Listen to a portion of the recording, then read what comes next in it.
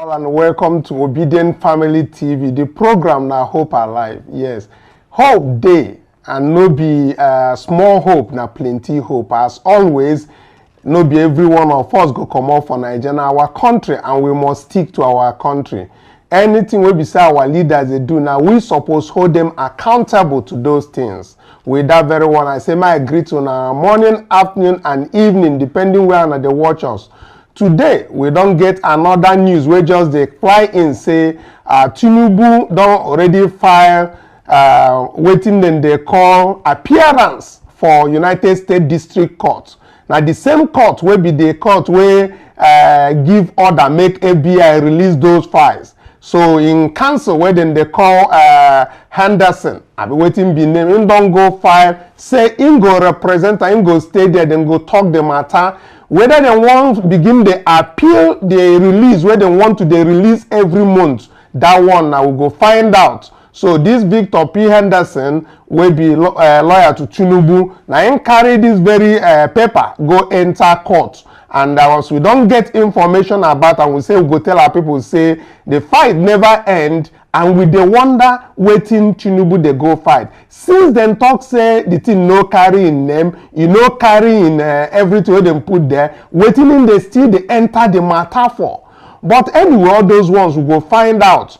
And another thing where just they enter again, we hear say Nigerian Labour Congress and Trade Union Congress, I be waiting then they call them, that is the Nigerian Labour people. Then talk say them go start strike for 8th of November. We be say now 5 days from today. Then talk say they no one give warning strike, say they won't hit the strike. And then talk say now because of waiting they do their Chiamo, will be their president Joe Ajero for Imo State. Waiting then talk inside there, we will talk them out for this time. But that one now today they just they come out as they don't beat the man blue, black, and yellow. Now in the whether you want now do the right thing, we don't know. We will talk that one. And we'll carry enter the one where we say INEC don't begin the talk tough again. This Mahmoud Yakubu, in don't begin the talk tough again. Don't begin to give people of Bayelsa State, people of Imo State, people of Kogi State. You don't they give them false hope again. You don't begin the carrying line they enter again. And everybody just the watch they look up like say we not even they interested again for waiting to happen. We need to get interested because it consign us and well-meaning Nigerians there for those states. We go talk that one and plenty other things so we go talk and not be only me go talk them. For inside studio here, I get Princess Gidebam, I get Esther, and our own Lucy Maxwell go join us for Zoom to open up all these things where we say if they happen. Make everybody where they join us start with the comment section and thumbs up. Make people know say Obedient Family TV don't start today. Princess. Greetings to all well-meaning Nigerians and fellow obedience worldwide. Welcome back to Hope Alive. It seems the strategy of this government is just to milk us dry and see what happens next. First, they said that the yacht belongs to the Navy. Next, they said he never ordered or he never requested for the yacht. And now the reps have said they have transferred the yacht funds to be as student loan. Which story will come next? Well, join us as we discuss today. Yes, so good day, obedient and fellow well-meaning Nigerians. Good day and welcome to Hope Alive O'Clock. My people, things have really fallen apart in this country. Our Nigerian leaders are selfish people. They are people who prioritize their own selfish interests and they don't even mind the well-being and the welfare of the people they are meant to serve. Well, we'll have this and lots more to talk about. Welcome to the show and join us. Yes, so if you join us now, make you for give us thumbs up for our own comment section, like and share. Make other people know say Obedient TV they alive and we dey Gidiban for Hope Alive. So make we start with this very particular issue where Princess just carry comot for Domo. Say these people they take us for granted as Princess take talk. Say first then talk say nah no be them order am. They even talk say the thing start from good luck Jonathan time. Yeah. Say nah that time na in the order for the presidential yacht. But when we come do research now we find out say good luck Jonathan, they say it immediately when the proposal come, it will and come out. He not even send them, say make them go consider them at all. Then when you reach Buhari time again, they talk say such proposal come again, and we not say we not talk anything about that. And no matter say the man no dey good, and this time he come, then we don't hear different story where they come out from them. We not say we know they believe them, but make you tell us your own take on inside. Yes, so I think that these people are just using us to play in this country, because how are they just changing from one story to another? This is just a thread of lies. The first one, they are saying that it is not coming from them, that he did not order it. The second one, they are trying to say that it's allowed in the country. Moreover, past presidents have done it, which is a lie, as we have found out. Next, they are saying that it's now transferred to be a student loan rather.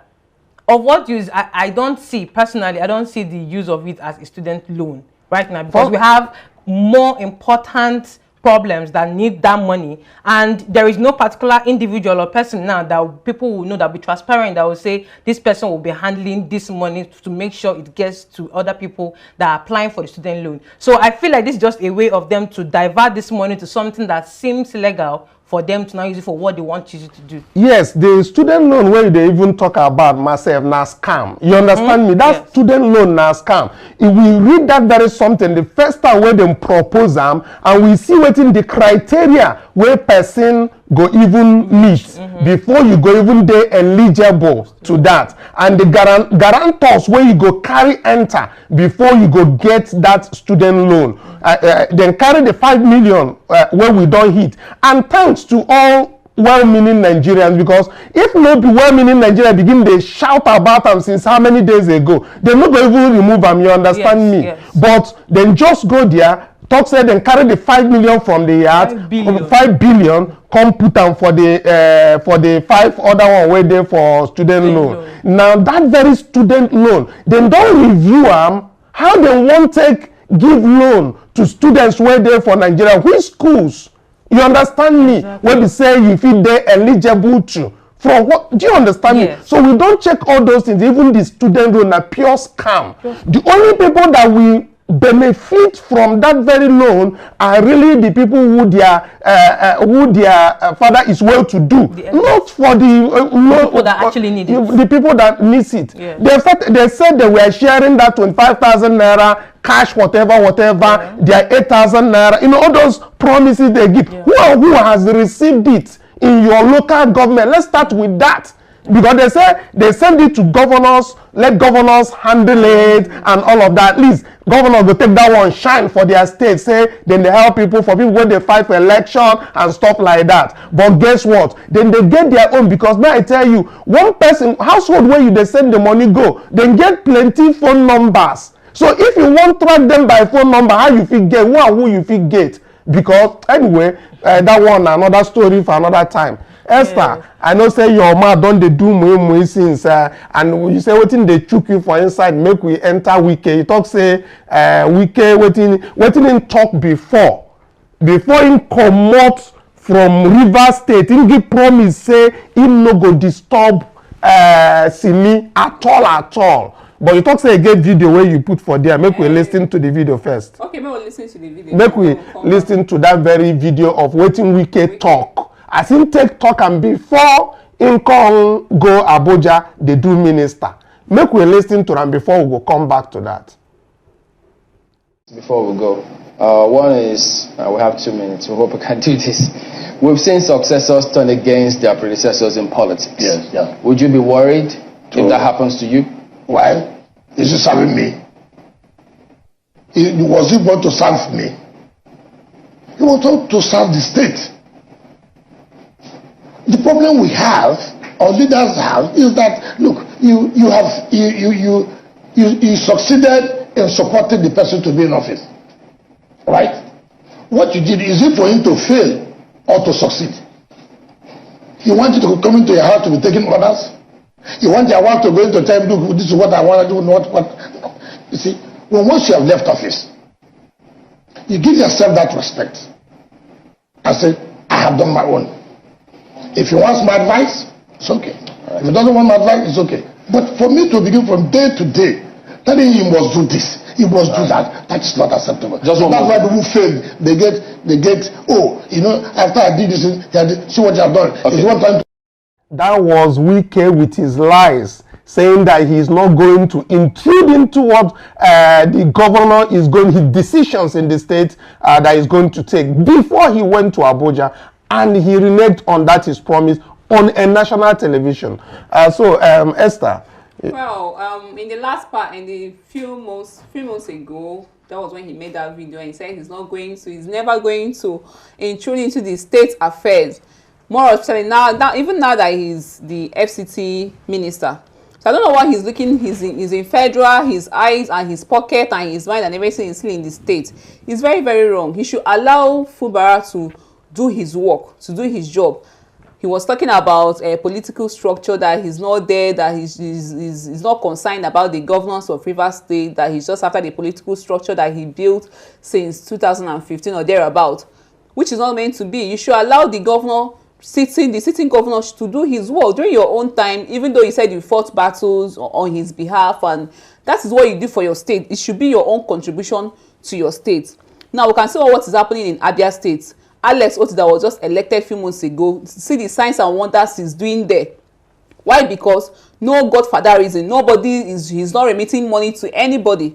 But now I don't know, even we can say that he can demand for 20 billion, he can award contract to himself. That is politics. That is not politics. And the thing is that politics. What is even really amazing is that somebody at his level, being the minister of FCT, could actually come out in a national TV and be talking like this, as if he's a god, is beyond any arrest. Mind you, he's a minister. He doesn't have any immunity on him. It means they can arrest him if Nigeria is a state that is working, because the way he keeps talking, everybody knows it's a general problem that has occurred, because even now the president select is they said he has already putting his hand into it, trying to solve the problem. So it means it's an existing problem, and still he's insisting that he has a structure. His structures in Rivers State collapsed or died when he is going to Abuja. He should maintain his structure in Abuja. He should have a structure in the FCT where he works, not in Rivers State. Because Rivers State, somebody else has taken over that structure,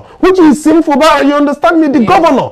He should be the chief security of that very state, and we should have the structure of that very state. If he's talking about party, is he still in PDP? He's not in PDP. He should go there and struggle with Amechi, who is in APC. You understand me? They should go and fight with Amechi, but not in PDP again. Exactly. You understand? This is the problem. This is what she just said is the problem that we have been hammering over and over again. When the people in power don't fear consequences, they don't have in mind that if I do this, these are the consequences of my actions.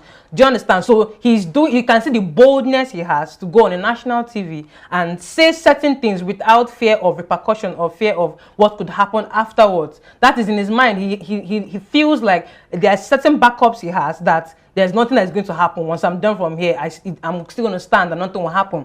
Just that is the problem that we're having in the country, and that's the problem. It's a thread now, and it's happening from here. This person will do it and nothing happens.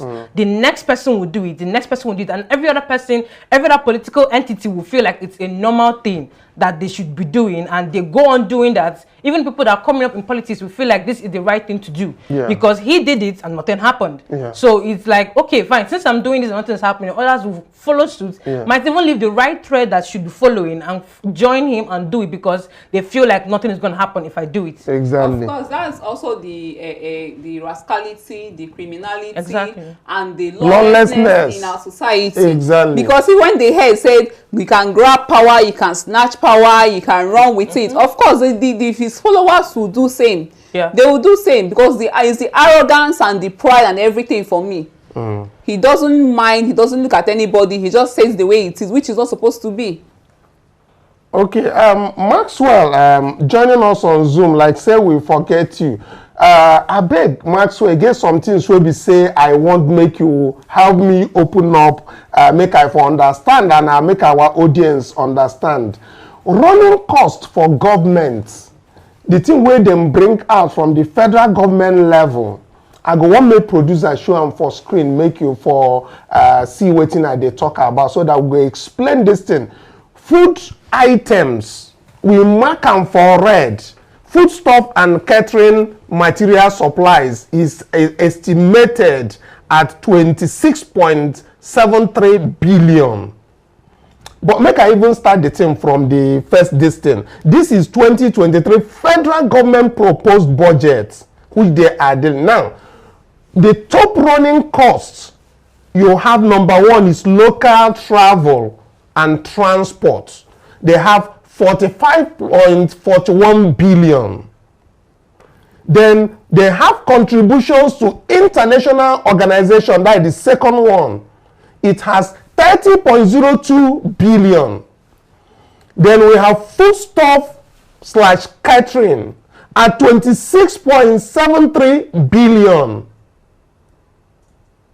I beg, now the one where red day inside. I beg, Maxwell, help me understand something.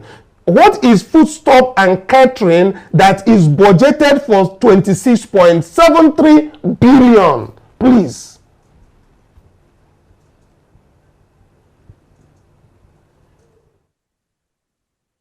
Maxwell, make your mute now. Okay.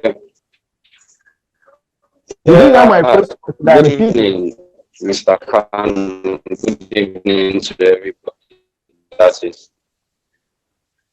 Yeah, I had your question. Can you hear me clearly? Yes, I can hear you clearly. Can you hear me? Am I audible? Yes. Yes, you are.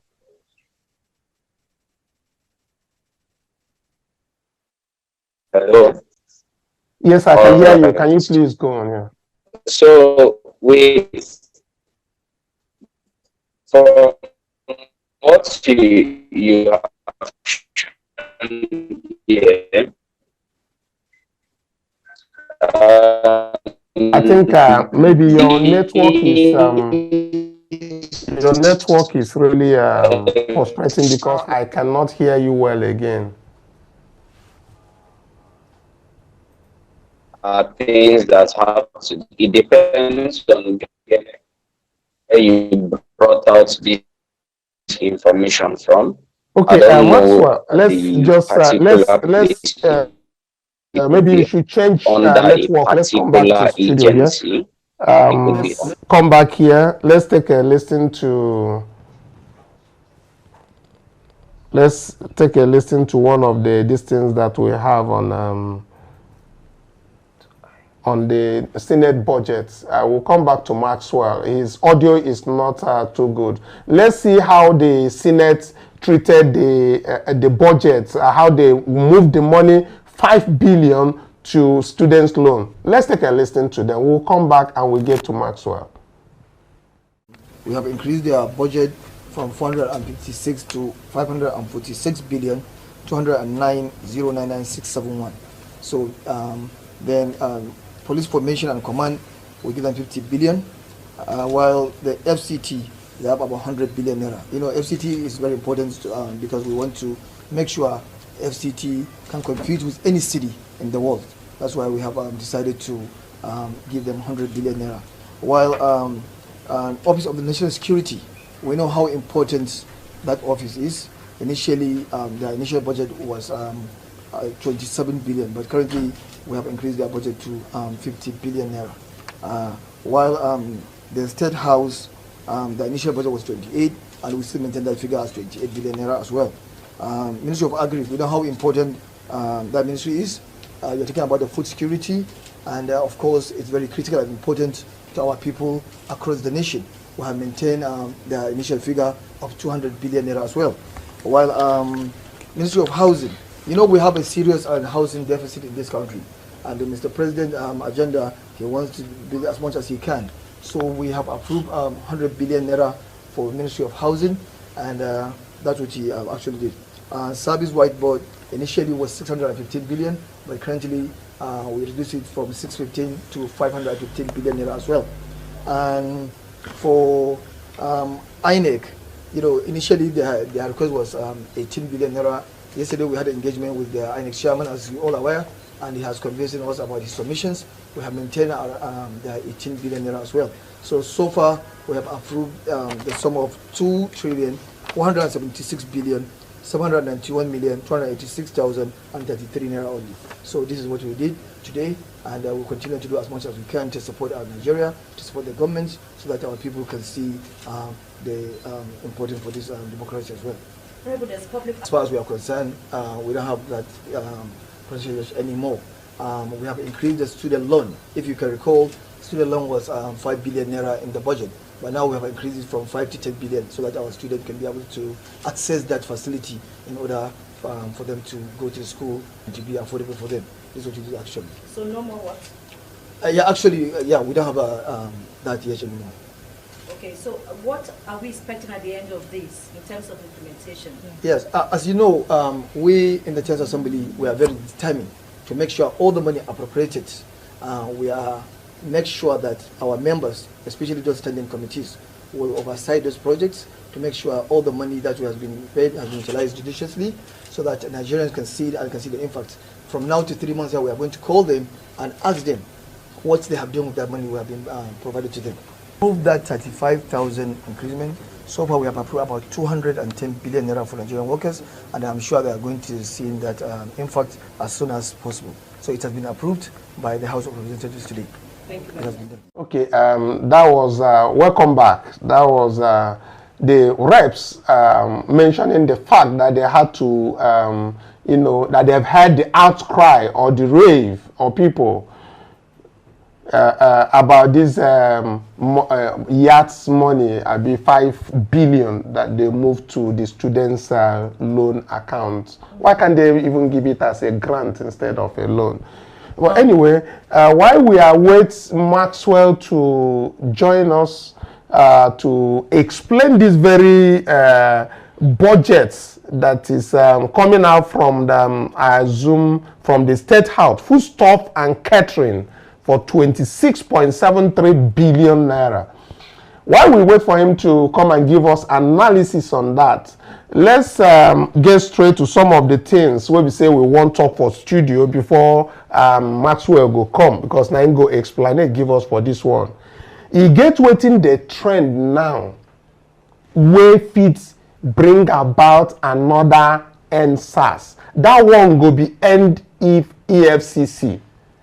Every youth where they for Niger now, where carry laptop, the police must stop them. EFCC go bust their house, go they collect their laptop. I won't understand. Instead of our government to begin they give laptop to students, now to begin they confiscate laptops from them in the name of say then they do Yahoo. I won't understand. Now everybody they do criminal. No. No, you understand? Yeah. There was a guy that was lamenting. He said either once or twice, EFCC came to his house, break down the door, enter the place, lie everybody down like a thief we do, and took some of their things, their laptops, broke down his television, and all of that. Now he said, either yesterday or a few days ago, say thieves now came in, break the same door the same way EFCC does, came inside the house, put all of them, lay all of them down, and packed everything that he has. As a matter of fact, I think we have a producer. Do you have that video? Make you know be say they talk waiting at this thing. Make you put and make them hear the guy as in taking own mouth talk and make him take him mouth chop the onions. We'll come back now. EFCC, hear me clearly. My name is Wanda. This is a very serious warning to you, EFCC. I've already made up my mind. If not jail, no go to jail, no problem. But I want to tell you guys that the next person that will break this door and enter my house, like just break the door and enter my house, is going to be a victim. Whether you are a thief or EFCC or whatever you call yourself, you break this door and enter this house, you are going to be a victim. I want to tell you guys something. Few weeks ago, not up to maybe like barely a month now or something, EFCC came to this house. I was not around. It was my brother and his friend that was there around. I traveled. They called me on phone and told me about it. EFCC no knock. They don't do anything. They just broke this door, like break into their house, bullied people, beat them up, broke some properties. I will show you guys something. See this television like this now? It's EFCC that broke it. Like they broke it and beat the people up. People that were here, they beat them up. Like they destroyed. They were just doing like armed robbers. Now, after everything they did, they took them and took up to other 15 people in this compound along. Without any information, without any reason, without any cause, nothing. They searched their phone and they saw nothing, but they took them along. After all the stress and everything I passed through, they came back. Now, yesterday armed robbers, they penetrated this house and they operated exactly like EFCC. Like the way EFCC did it, they broke this door, entered this house, surrendered everybody and took everything. Like they raided this house. They even used my traveling bag. They used it to pack some properties along. So now my question is, how are you going to differentiate between armed robbers and EFCC? Because they are operating the same way. They will just come to your house and break your door, start beating everybody lie down, stuff like that. How are you going to differentiate them? So if you are someone that is security conscious, we mistakenly attack EFCC thinking that EFCC is an armed robber, or you mistakenly leave an armed robber inside your house thinking that armed robber is EFCC. If I was here last night, for example, I saw somebody banging my door, trying to penetrate my door and attack that person. Maybe later that person will turn out to be EFCC or something. They will say you attacked EFCC. Now I'm saying this now. EFCC, if you people will not mind how you people are penetrating people's house, how you people are breaking into people's house just like thieves, it's going to result to unforeseen consequences. Because the next person that will break this door, unless I am not around, that person is going to be a victim. If it is how it's done, no problem. Okay, we agree to go jail now. If this life said don't tire me, what did they solve? If it is someone that is security conscious, you penetrate the person's house and that person attack you or do anything to you, later you will turn out that you attack EFCC official. They broke into this compound. Apparently almost all the flats in the whole of this compound doors were broken and they robbed everybody, just the way EFCC operated that same day. Next person that will come, whether not thief or na EFCC, you break this door, enter. Me and you, no problem. I sacrifice, no problem. Just bang this door, break and enter. Me and you, we are going somewhere. I don't know where me and you are going, but me and you will go somewhere. Just take that one for mine. Other people at the back, they may go for you, but that first person that will enter here, me and you, we are going somewhere. So, Princess, this thing has been very rampant. You understand? Yeah. Like you said before we started the show, people who, young men now who drive good cars are characterized as Yahoo boys. You understand me? But there are young men who are working earnestly and earning legit money. And each time that they are stopped, it's either they took their laptops away, they raid their house. You said your friend had such an experience. Yes, I was with my friend one of the occasions when we were stepping out, and they were actually stopped because we were in a car, and the car was obviously a good car. Then they saw us, parked us, and was like asking him to bring stuff. He was actually bringing out all the documents they requested for. But next thing, they started harassing him. I was telling him that asking for necessary things they're not supposed to ask. And we were in the car. Next thing, they told all of us to come down. Just like that. Because maybe he's dressed a certain way, or maybe they feel he's not supposed to be driving this type of car he's driving. They're just harassing us. And the people in the car, we all stepped down. And on the road, they had to cause hold up, like traffic, because of that. And this is appalling because there are some certain people that you do that, and it's more like demeaning their prestige and their person because they work hard for this money, right? It's not everybody that you see on with a laptop. Just like the guy in the video was saying, they break down your door, literally. They don't knock like normal human being. You knock and maybe you investigate and ask questions, and then they reply you. And then if you find something wrong, you say, let's go to the station or something. There are legal proceedings to things like this. You don't break someone's door down because you presume or you think that they have something that you should. Do you understand? And they do, just like the guy was saying, there's no difference between them and thieves and robbers. There's no difference, and they just do that and they get away with it. Nothing is done, and it goes on and on. Okay, so Esther, you were of the position that even the EFCC new chairman now has asked their operatives not to go to people in the night. I read that actually somewhere too, that he has been directed for EFCC not to go to people's house in the night. But now, from what we investigate, we saw is that they conspire with police people when they stop young men and saw laptops with them. The police will now give EFCC information and they will now arrest those people. You understand me? Now, is somebody holding a laptop a basis to arrest the person as a fraudster? No. No, even our PO said that in a sane environment, in a good environment, in a good society, that is even the government that provides laptop for the youth, for the individuals. Now, when they see people with laptop, I don't know how they go about harassing them, intimidating them. First of all, they're not supposed to go to people's houses at night.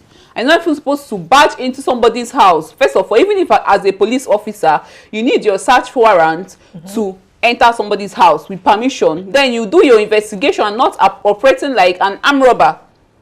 Now, when they get those things, most times they confiscate those things. At the end of the day, maybe after their investigation and all that, they won't still return it. Exactly. And which is very, very bad. They are, in fact, somebody said they are agents of corrupt leaders, which truly they are. Okay, I think Maxwell is back.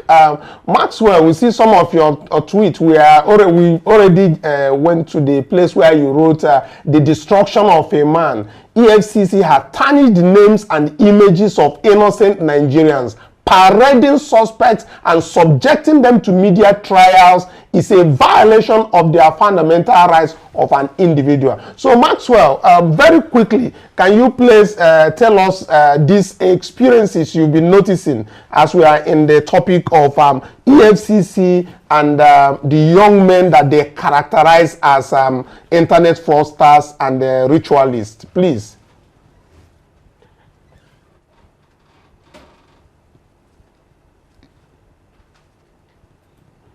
Maxwell, can you hear me? I think Maxwell's audio today is really stubborn, very, very stubborn.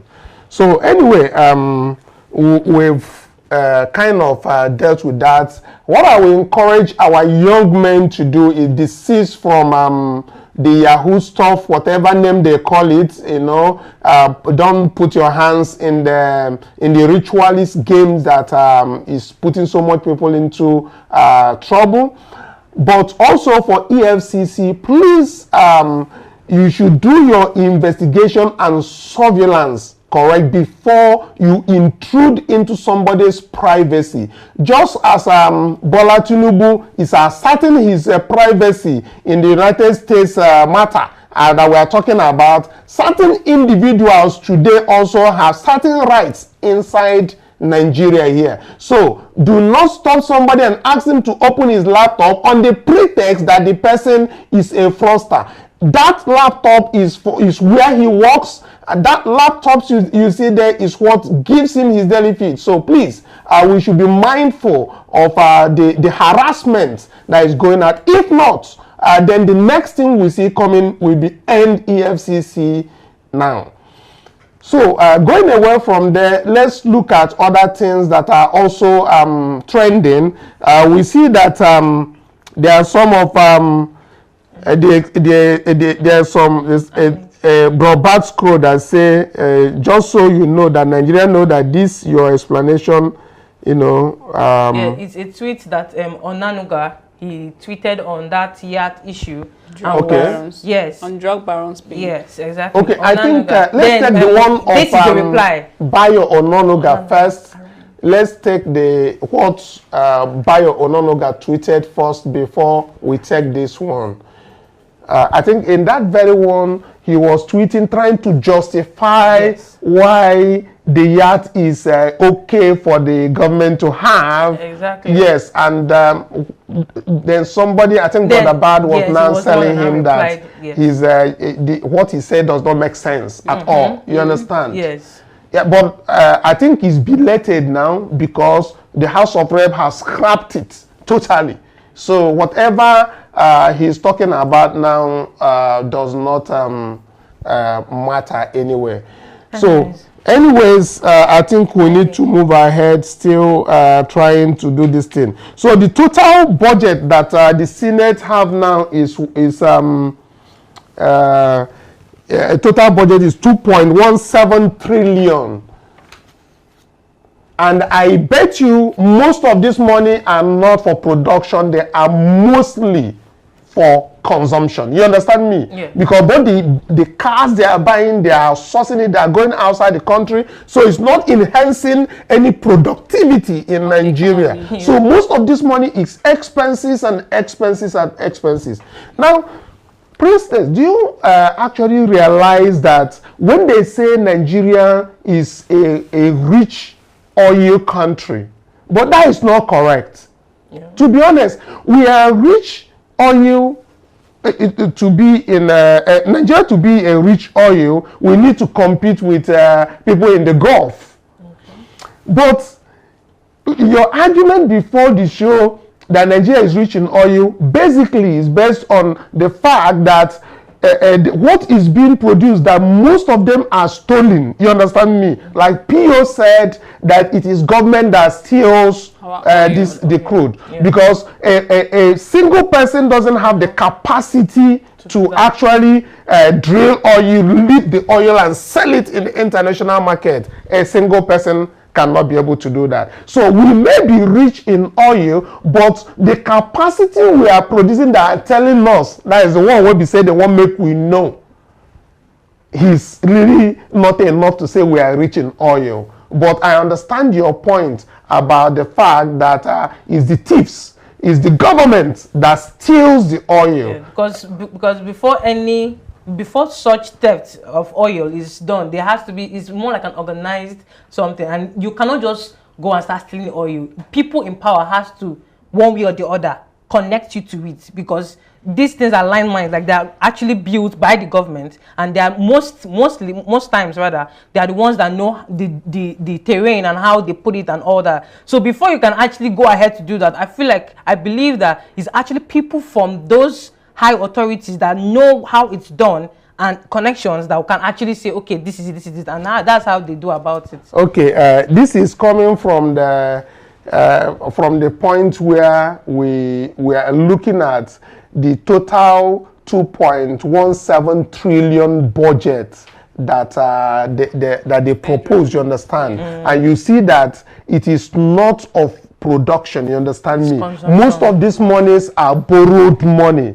And this is something that this is money that if we manage our resources, especially the production of this oil very well, we don't need to go and borrow this money. It is money that we would have generated. Exactly. They are just undermining Nigerians, because we can actually do most of the things they import. We can actually do them in this country. Exactly. Just like the cars that they bought. If they were so persistent and they think that it's really important to get it, they could actually have gotten it from the car manufacturing industries in this country. And then everything will still be within here. Let's see this man that says, I am EKG. We have the tweet. He said, I bet you there must be something about the APC that enforces this dumbness.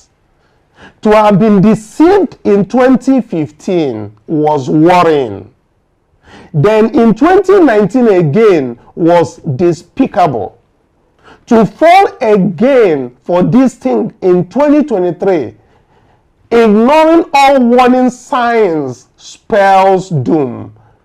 No one else justified any pardon. It is beyond remedy. Now this man is talking about what APC has cost Nigerians. You understand me? Yeah. He said, you know, that we are deceived in 2015, and he called it worrying that they deceived us in 2015. Then in 2019, practically, it is not about deceit. It's about rigging an election that has been continuous in Nigeria. You understand me? And now we are talking about Imo. We are talking about Kogi and Bayelsa, and it seems like nobody cares. Rigging is gonna happen in those states. What are we gonna do about it to prepare ourselves for what will be coming next on a general election? That is what we should be thinking. They know the game. First, through the National Assembly, they set up what they call the electoral guideline using INEC. Then they use the same INEC to rig the election. And INEC will ask you to go to court, knowing fully well that the court will tell you, you don't know what you are talking about. You don't have any evidence because INEC would have withheld the evidence. Let's even take a look at what the INEC chairman said in Bayelsa just yesterday. Let's take a listen. Because in that video, they were saying, or rather, the INEC proposed an 18 billion naira proposal to the electoral matters, like because of the elections that were going on in Bayelsa, Imo, and Kogi, and said that this 18 billion naira will be used for settling staffs, the paying staffs, the 35,000 naira, the 40% increment, and all that. This is just a trade, like I said before. Yeah, this is a trade-off. It's not even. I wasn't even looking at that video where he was defending that 18 billion. He was saying it's for salaries and then to handle the by-election, but mostly that is for salaries, as if those people are not federal workers. But anyway, Sha, let's take a listen to what he has to say in Bayelsa. In terms of credit, let me say that we are committed to a credible process. And that is why I led a team of national commissioners to come to Bayelsa State on readiness assessment to assess the readiness of our preparations for the election. Not only from the point of view of the state headquarters of the commission, but also from the local government area. That is why we are here at the Anagua local government office. Later we'll speak to the staff, and our message all across is simple. Staff must be dedicated to this process. INEC is not a political party. We have no candidate in the election. The choice of who becomes the governor of Bayelsa State should be left to voters in Bayelsa State. And our assurance is that we will protect the process to ensure that the will of the people prevails. That is essentially what we are here for. Thank you. Thank you. INEC chairman working a free man after even the Supreme Court of Nigeria indicted them. This is the man who handled billions on a general election that was criticized all over the world. Working free in Nigeria, still arranging for by-election, a gubernatorial election in different states in Nigeria, and is working free. Nothing happens to him. How do they take us serious? I mean, how stupid do they think we are? For real, how stupid do they think we are? To think of it in the first place, Yakubu Mahmoud is not supposed, he's not credible to conduct another election after what we saw on February 25th and 18th of March. He's not credible to conduct another election because the 300 and something billion naira that went to that election, he has not even given account of it up to date, and everything, we saw how everything played out, and now he's still there boasting of another election to conduct, which is very, very wrong. And that's in the process calling another billion again to bring out, which they will not even give account of at the end of the day. And I can bet you that after this particular gubernatorial election, because it's coming in probably in 7 days time, thereabout. 7 days time. 11th of November precisely. Yes. Now we are still going to see serious petitions. We are going to see serious rigging. Of course. My take is, we the citizens of Nigeria, you understand me, who wants to have a better society, who now understands their plan, you understand me, they have installed INEC as the umpire that rigs the election. You understand me? They now tell you that this umpire is credible and it is up to you to get evidence that they did wrong. They will withhold the evidence and then ask you to go to court. The court without the evidence will never give you victory. So it means it's an illusion. It won't materialize. You can't win it. except they want you to win.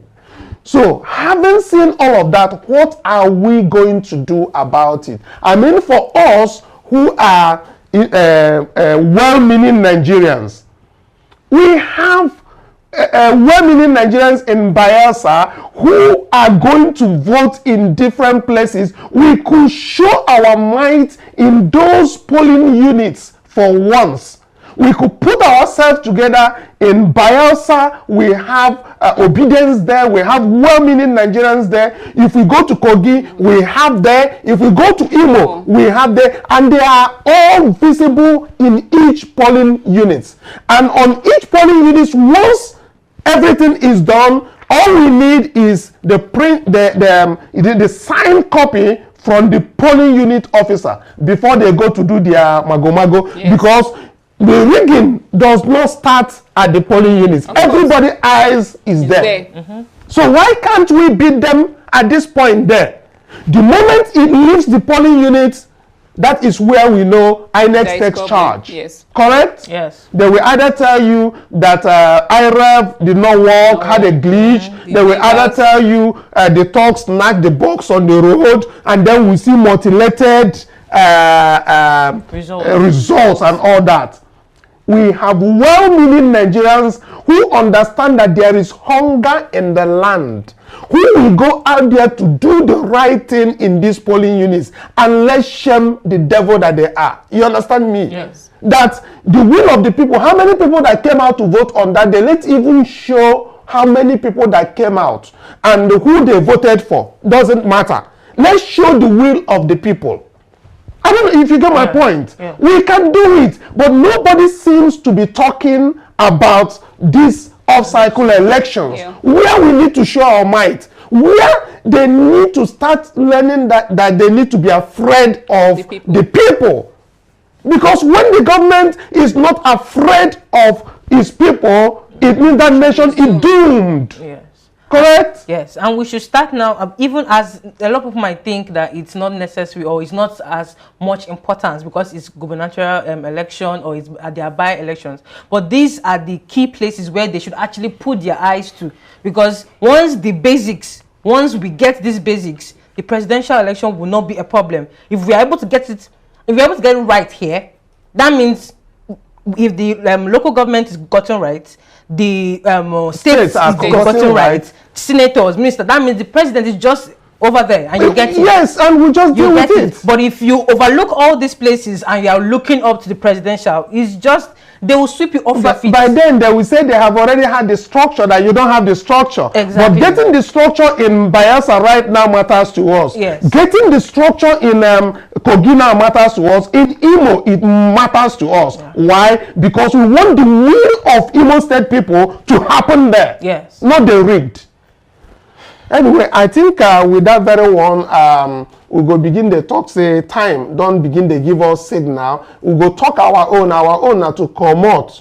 Talk to our people wherever they make them know, say, see the right way we fit do to correct all the anomalies we be say there for Nigeria. And if we begin to think for that direction, no begin to wait again for another 4 years. Because for our own thinking, if we wait till another 4 years, then go beat us down. Now begin to take those structures according to where they do election. If we they collect and one, by that time then go begin the fear. Because when they begin fear us, at that time we know say, now we be the people where they in charge. Now people, they say the government of the people, for the people, and not by the people. So now that time it go happen. So make una they check all these things where they talk here every time. Make you know be say now only talk now we they talk. Our own now talk person where we be for the whole obedient family.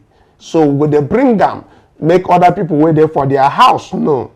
November 11 is coming. What are our plans to help the people of these states to take back their own mandate, make go to court, no happen to them? With that one, I go say, make on like and share the video, make it reach other people, make people wait there for different place, no say we they talk about them, and we go talk more about all these off-cycle elections and the INEC plans. and all of that. We're going to talk more about them so that we begin to get our own structure. So with that one, like, share, distribute. Now the thing where you feel do for the obedient movement, like and share, so that other people go know say get waiting we fit do. With that one, I go say bye bye for now.